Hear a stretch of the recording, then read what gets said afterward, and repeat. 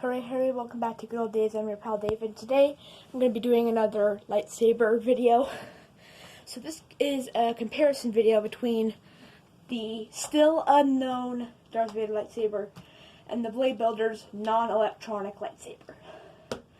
So, the main difference between the two, well, there's actually two big differences. One is that this one's not electronic, this one is. And second of all, the blade on this one can go all the way down, whereas that one can't. This one's really hard to get the blade down.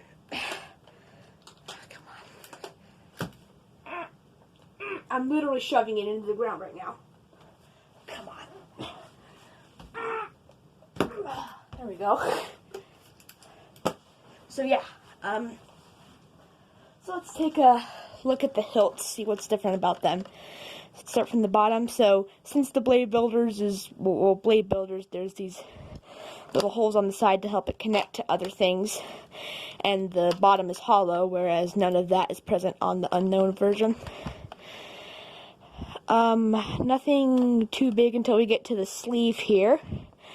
They used metal balls for the button here versus pearls, and like they're not metal, obviously they're just plastic, but like that's what they chose to show.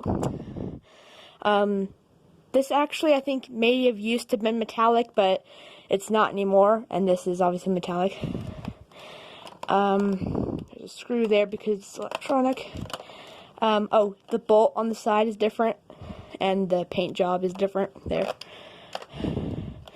Right. The little dimples are quite a bit smaller on this version, especially on this side. They're a lot smaller. And the emitters are pretty similar. I think the biggest difference is, one, this D-ring is a lot looser than on here. And secondly, the big screwy thing here is gold or brass instead of, I think, silver. This used to be silver. These are both somewhat old. And then, of course, got the blade, which pops out if you flick your wrist. I don't think it's out all the way.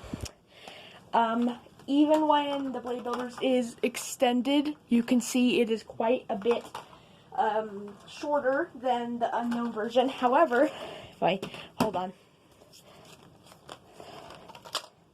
on. Okay, so after a million years, I finally got the blade back in. Anyways, even though when extended, this lightsaber is shorter, if we compare the hilts, bottoms are lined up, this one's actually the slightest bit taller. So that's definitely interesting. A taller hilt, but a shorter blade. For feel, I talked about in the last video, this one feels very realistic because there's extra weight to it. And, oh, real quick, here's the electronics.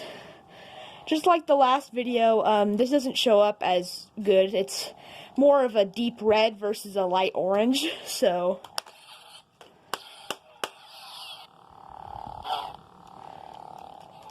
yeah, we have that. So anyways, this one feels okay. This feels very fake though, because it's just hollow pretty much, like it's just a hollow shell. The only difference is because they didn't really have to add anything because it's not electronic, there's no buttons. This feels really real. However, I feel like these may be a little bit more easier to fight with, considering they're a little bit lighter and you don't have to use as much force to swing it around, although I feel like this may be a bit of a stronger blade. So, I mean, I don't really prefer one over the other. I do end up playing with this one a lot more, but that's usually just because it's electronic. I think if this were electronic, I'd probably play with it as well.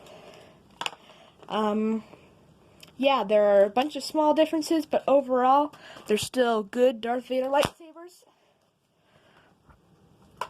And, yeah, I guess if you want to, you can let me know in the comments below which one you think is better. I personally don't have a favorite out of the two of them.